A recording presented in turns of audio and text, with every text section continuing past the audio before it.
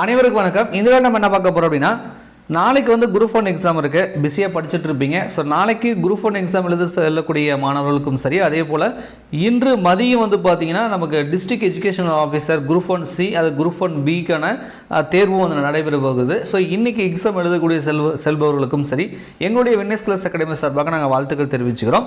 So இப்போ நீங்கள் பார்க்குறது இன்று மதியம் நடக்கவிருக்கக்கூடிய குரூப் 1B குரூப் C சர்வீஸ்க்கான ஹால் டிக்கெட். ஸோ நாளைக்கு வந்து குரூப் 1 வந்து OMR மெத்தட், பட் ஆனால் இன்றைக்கி நடக்கக்கூடிய இந்த எக்ஸாம் வந்து பார்த்தீங்கன்னா ஆன்லைன் எக்ஸாம். ஸோ இதில் என்ன சொல்லியிருக்காங்க அப்படின்றத நம்ம பார்க்கலாம். ஸோ கமெண்ட்ஸில் வந்து இந்த எக்ஸாம் எழுத செல்லக்கூடியவர்கள் இந்த வீடியோ கிளிக் பண்ணி பார்க்குறீங்க அப்படின்னா கமெண்ட்ஸில் சொல்லுங்கள். எக்ஸாம் எழுதி முடிச்சுட்டு வந்துட்டு இந்த தேர்வு எப்படி இருந்தது அப்படின்ற உங்களுடைய கருத்துக்களையும் வந்து கமெண்ட்ஸில் வந்து பதிவு பண்ணுங்கள். சரி, ஓகே. 12/7/2024 மதியம் இந்த எக்ஸாம் நடக்கும்ன்றாங்க. 2:30 மணிலேருந்து 5:30 மணி வரைக்கும் டைம் அப்படின்றத வந்து கொடுத்துருக்காங்க. ஸோ டைம் வந்து பார்த்தீங்கன்னா வர வேண்டிய நேரம் வந்து 2:30 மணி எக்ஸாம் வந்தாலும் 1:30 மணிக்கு, அதாவது 1 மணி நேரத்துக்கு முன்னாடி வர சொல்கிறாங்க. சலுகை நேரம் கேட் க்ளோசிங் டைம் 2 மணிக்கு மேலே அதுக்கு வந்தால் நம்மளை உள்ளே அலோவ் பண்ண மாட்டாங்க. 2 மணிக்கு உள்ளே வந்துடணும். எக்ஸாம் வந்து தொடங்குறது பார்த்தீங்கன்னா 2:30 மணிக்கு வந்து தொடங்குது. ஸோ இதை வந்து டைமிங் வந்து கொடுத்துருக்காங்க. 1:30 மணிக்கு நம்மளை வர சொல்கிறாங்க. பார்த்து 1 மணி நேரத்துக்கு முன்னாடியே நம்ம வந்து அங்கே இருக்கணும். ஸோ மற்ற விவரங்கள் என்ன சொல்கிறாங்கன்னா, வரும்போது கண்டிப்பாக நீங்கள் வந்து ஹால் டிக்கெட் வந்து பிரிண்ட் அவுட் போட்டு வரணும் அப்படின்றத வந்து சொல்கிறாங்க. ஸோ மறக்காமல் ஹால் டிக்கெட்டை வந்து பிரிண்ட் அவுட் வந்து போட்டு வந்து கொண்டு போங்க. அனைத்து விண்ணப்பதாரர்களும் மேலே குறிப்பிட்ட வர வேண்டிய நேரத்துக்கு முன்பே தேர்வு கொடுத்து இருக்க வேண்டும். மேலே குறிப்பிட்ட சலுகை நேரத்துக்கு பிறகு எந்த ஒரு விண்ணப்பதாரம் தேர்வு அறைக்குள் நுழைய அனுமதிக்க மாட்டார். சலுகை நேரம்னு சொல்கிறாங்க இல்லையா, சலுகை நேரம் வந்து 2 மணி. ஸோ 2 மணிக்கு மேலே 2:1 ஆனாலும் கேட் க்ளோஸ் பண்ணிவிடுவாங்க. ஸோ அதுக்கு மேலே அலோவ் பண்ண மாட்டாங்க. அதுக்கு முன்னாடியே நம்ம போய் சேரணும் அப்படின்றத குறிப்பிட்டிருக்காங்க. ஸோ இந்த ஆல் டிக்கெட்டோட வந்து பார்த்தீங்க அப்படின்னா நீங்கள் என்ன பண்ணணும்னா, கூட வந்து ஆதார் கார்டு, இதேமாதிரி passport, driving licence, PAN card, வாக்காளர் அடையாள அட்டை, இதில் ஏதாவது ஒன்று வந்து நீங்கள் ஜெராக்ஸ் காப்பி ஒன்று வந்து கொண்டு போகணும் அப்படின்றத வந்து குறிப்பிட்டிருக்காங்க. மற்ற எதுவுமே வந்து கொண்டு போகக்கூடாது அப்படின்றதான் உங்களுக்கு தெரியும். ஒருவேளை ஆல் டிக்கெட்டில் வந்து போட்ட தெளிவாக இல்லை அப்படின்னா ஒரு பாஸ்போர்ட் சைஸ் போட்டு ஒரு ஒயிட் பேப்பரில் ஒட்டி உங்களுடைய பெயர், முகவரி, பதிவு எண் குறிப்பிட்டு முறையாக கையொப்பமிட்டு தேர்வுக்கூட அனுமதி சீட்டினை ஒளிநகல் மற்றும் ஆதார் அட்டை கடவு சீட்டு, அது ஏற்கனவே ஐடி கார்டு சொன்னோம் இல்லையா, அந்த ஐடி கார்டில் ஏதாவது ஒன்று அது ஜெராக்ஸ் காப்பி வந்து கொண்டு போகணும் அப்படின்றதும் வந்து குறிப்பிட்டிருக்காங்க. தேர்வு எழுதும் ஒவ்வொரு விண்ணப்பதாரருக்கும் ஒரு கணினி ஒதுக்கப்படும். ஸோ இது வந்து ஆன்லைன் எக்ஸாம்ன்றதுனால என்ன சொல்கிறாங்கன்னா, ஒவ்வொருத்தருக்கும் ஒரு கம்ப்யூட்டர் ஒதுக்குவாங்களாம். விண்ணப்பதாரருக்கு பயனாளர் குறியீடு மற்றும் கடவுச்சொல் ஆகியன வழங்கப்படும்ன்றாங்க. லாகின் ஐடி பாஸ்வேர்டை வந்து கொடுப்பாங்க.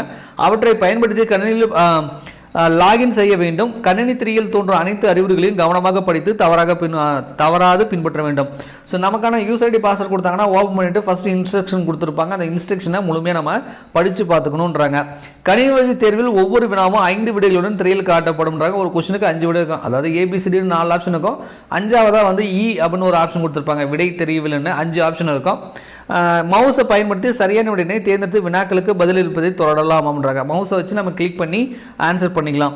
விண்ணப்பதாரர்கள் ஒவ்வொருவருக்கும் வழிமுறைகளை பயன்படுத்தும் பொழுது தனித்தாள் வழங்கப்படும். தேர்வு முடிவுற்ற பின் தனித்தாள் திரும்பப்படும். ரஃப் ஷீட் மாதிரி ஒன்று கொடுப்பாங்க நமக்கு. அது எக்ஸாம் முடிச்சுட்டு அவங்ககிட்ட நம்ம வந்து ஒப்படைச்சிட்டு வந்துடணும். ரைட்டா, அந்த மேக்ஸ் எல்லாம் ஒர்க் அவுட் பண்ணி பார்க்கறதுக்காக வந்து இது கொடுப்பாங்க. விண்ணப்பதாரர்கள் வினாவிற்கு உரிய மிக சரியான விடைகளை சொடுக்க வேண்டும். விண்ணப்பதாரர்கள் நெக்ஸ்ட் என்ற பொத்தானை சொடுக்குவதன் மூலம் அடுத்த கேள்விக்கு செல்லலாம், அல்லது ப்ரீவியஸ் பொத்தானை சொடுக்குவதன் மூலம் முன்புள்ள கேள்விக்கு செல்லலாம். ஸோ ஒரு கொஸ்டின் ஆன்சர் பண்ணிட்டு நெக்ஸ்ட் கொடுத்தா அடுத்த கொஸ்டின், நெக்ஸ்ட் கொடுத்தா அடுத்த கொஸ்டின் போகும். ப்ரீவியஸ் கொடுத்துக்கலாம்.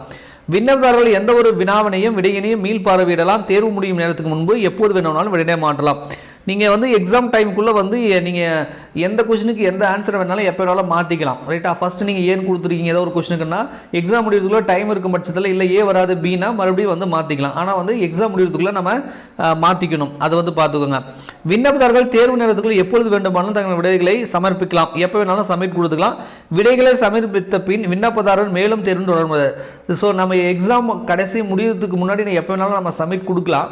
ஆனால் சப்மிட் கொடுத்ததுக்கப்புறம் மறுபடியும் நம்மளால் கண்டினியூ பண்ண முடியாது. அவ்வளோதான், அதோட ஃபினிஷ்னு நம்ம உட்காந்துட்டு தான் இருக்கணும். ரைட்டா, முடிஞ்ச அளவுக்கு வந்து கடைசி நிமிடங்களுக்கு முன்பாக சப்மிட் பண்ணுறது சரி.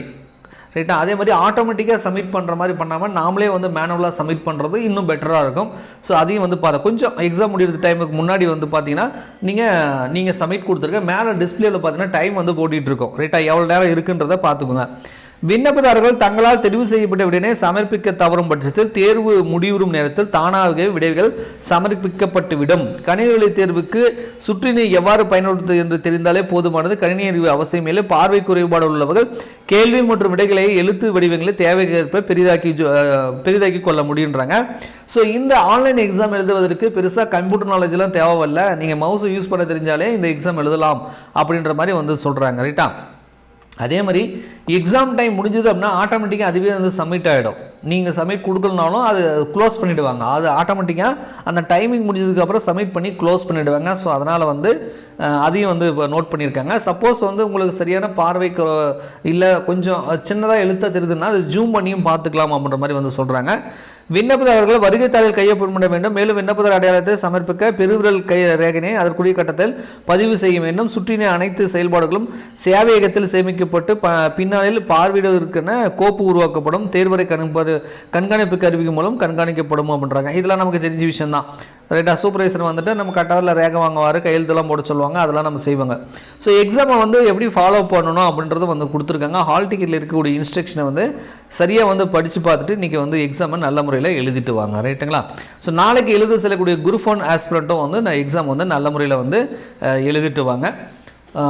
இந்த எக்ஸாம் எழுதிட்டு இந்த எக்ஸாம் எப்படி இருந்தது, ஆன்லைன் எக்ஸாம், ஸோ கேள்வியில் எந்த மாதிரி கேள்வி கேட்டாங்க, எப்படி இருந்தது அப்படின்றத ஈவினிங் எக்ஸாம் முடிச்சுட்டு வந்துட்டு இந்த வீடியோட கமெண்ட்ஸில் வந்து சொல்லுங்கள். நன்றி, வணக்கம்.